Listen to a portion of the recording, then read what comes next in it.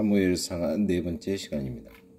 암몬 족속으로부터 야베스 길앗을 구출하고 나자 이번에는 길갈에서 다시 한번 사람들이 모이게 되었다. 거기서 왕이신 여호와와 더불어 체결했던 언약은 갱신되었다. 사무엘은 이제 사사로서의 자리를 물러나면서 백성들을 향하여 지나온 구속의 역사를 회고하는 긴 연설을 하였다. 사무엘은 여호수아처럼 자신의 마지막 연설에서 사람들에게 여호와를 따를 것을 촉구하였다. 여호와께서 과거에 친히 자신의 백성들과 함께 계셨음을 보여주셨으며 지금도 우리 가운데 그들에게 말씀하고 계심을 역설하였다. 너희는 여호와께서 너희를 위하여 행하신 그 큰 일을 생각하여 오직 그를 경외하며 너희의 마음을 다하여 진실이 섬기라. 만일 너희가 여전히 악을 행하면 너희와 너희 왕이 다 멸망하리라. 사무엘상 12장 24절 25절. 한계를 뛰어넘음. 이상의 말들은 일종의 이업으로 사울의 나머지 이야기에 붙어다닌다. 우리는 사울이 왕이 된 지 1년 만에 왕들의 행동을 관장하는 율법을 어겼음을 잊게 된다. 즉 그는 전쟁 중에 제사장의 직무를 침해하였던 것이다. 전쟁은 신성한 일로서 이스라엘은 전쟁에 나가기에 앞서 반드시 희생제사를 드렸다. 참조 시편 20편. 희생제사는 고 교회의 기도가 아니던가. 따라서 사울은 블레셋과의 접전을 위하여 출정하기에 앞서 희생제사를 드려야 했다. 그렇지만 선지자와 제사장직을 함께 맡고 있던 사무엘은 예정된 때의 모습을 드러내지 않았다. 병사들은 참지 못하고 사막을 향하여 출발하였다. 그러자 사울은 자신의 손으로 제사를 관장하기로 결정하고 직접 희생제사를 드렸던 것이다. 이상과 같은 조치를 취함으로써 사울은 주위의 이방 통치자들의 방식과 역할을 따르게 되었다. 이스라엘의 이웃 나라들을 통치하는 왕들은 제사장의 역할도 겸하고 있었다. 그러나 이스라엘에서는 이러한 직분들의 겸직을 금하고 있었다. 오직 그리스도만이 왕이요 제사장인 것이다. 사울의 행위는 겸손하게 보였을는지는 모르지만 사실상 그와 같은 행동은 여호와께서 친히 자신의 메시아직 직무에 맡겨놓으신 한계를 침범하는 것이었다. 사무엘이 마침내 그 장소에 나타났을 그때에 그렇게 엄했던 이유가 바로 그 점에 있다. 나중에 그는 순종이 제사보다 낫다고 선언하였다. 여기서 그는 다른 말로 동일한 요점을 나타냈던 것이다. 사울은 여호와의 명령에 순종하지 않았으며 또한 이것은 그의 왕직에 영향을 미치게 되었다. 그의 왕조는 계속되지 못하였다. 여호와께서는 자신의 마음에 합한 사람을 찾아서 그를 자신의 백성을 다스릴 왕으로 세웠던 것이다. 사무엘상 13장 14절. 배교의 원리. 사울의 범죄가 그렇게 심각한 것이었는가라고 우리는 물을 수 있다. 그의 아들은 그를 이어 왕위를 계승하지 못하였다. 우리는 사울 및 그의 가정에서 일어났던 일을 알기 때문에 다윗이라는 인물이 출현하게 됨을 이해한다. 다윗은 사울의 뒤를 이어 왕이 될 것이다. 그렇다면 다윗은 죄가 없단 말인가? 아니, 전혀 그렇지 않다. 사무엘상에 나타나는 사울은 우리가 좋아하지 않을 수 없는 인물이다.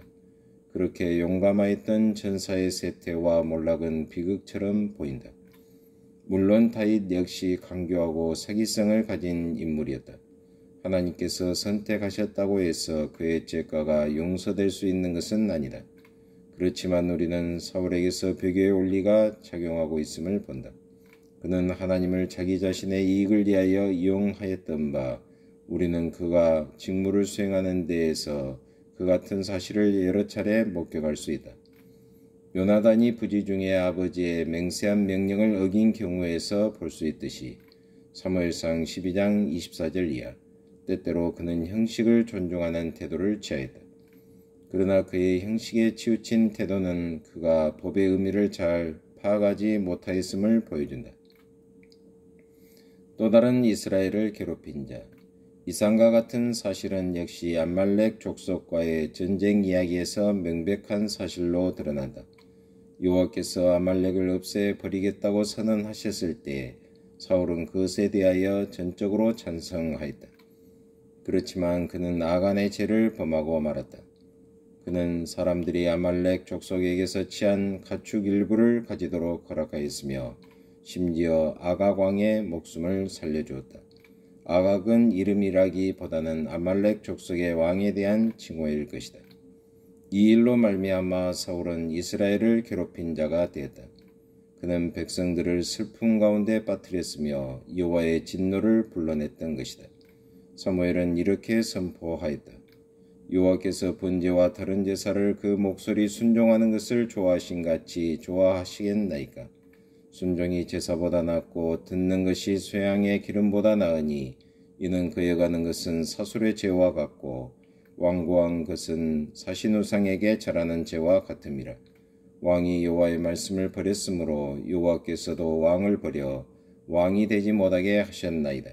사무엘상 15장 22절 23절 참조 호세아 6장 6절 마태복음 9장 13절 12장 7절 마가복음 12장 33절 이리하여 사무엘과 사울 사이에 틈이 생겼으며 사무엘상 15장 24절로 35절 설상가상으로 여호와와 사울 사이에 생긴 틈으로 인하여 그들은 각자의 길을 갔던 것이다. 여호와께서는 사울을 왕으로 세우신 것을 후회하셨다. 이 문제에 있어서 하나님의 후회하심은 영속성이 없는 인간의 그것과는 다르다. 29절 여호와는 변개치 아니하는 분이시다. 그러므로 사울을 버리심도 영원하다. 사울은 여호와께서 사무엘을 통해 내리신 명령과는 달리 실제로 무엇이든지 받으실 것이라는 추측을 하지 말았어야 했다. 설사 사무엘이 나이 든 사람들을 위하여 이스라엘에서는 항상 어느 특정한 제사를 공동 집전하는 일이 있었다는 것을 허위로 주장한다 할지라도 그러한 생각은 하지 않았어야 했던 것이다. 4. 다윗의 흥함과 사울의 쇠양 메시아의 고리 우리 모두는 누가복음 2장에 나오는 크리스마스 이야기에 친숙하다. 이 이야기에 흥미있는 사실 가운데 하나는 다윗이라는 이름이 매우 자주 나타난다는 사실이다. 우리는 다윗성과 그 집 및 다윗의 혈통에 관해 읽는다. 심지어 천사들조차도 다윗성에 대해 말하고 있다. 예수님께서 탄생하기 이전의 사건이 기록되어 있는 누가복음 1장에서도 우리는 역시 다윗의 집 27절 및 그의 조상 다윗의 왕이 32절에 대해 읽을 수 있다. 하나님 아버지 참으로 감사합니다. 계속해서 사무엘 상하를 배우게 하심을 참으로 감사합니다. 순종이 제사보다 낫다고 하셨으므로 저희들이 절대적으로 하나님의 경륜에 순복하는 저희의 신앙생활이 되게 하여 주옵소서. 오늘도 하나님과 동행하는 하루의 삶으로 저희를 붙들어 주옵소서. 예수 그리스도의 이름으로 기도하옵나이다. 아멘.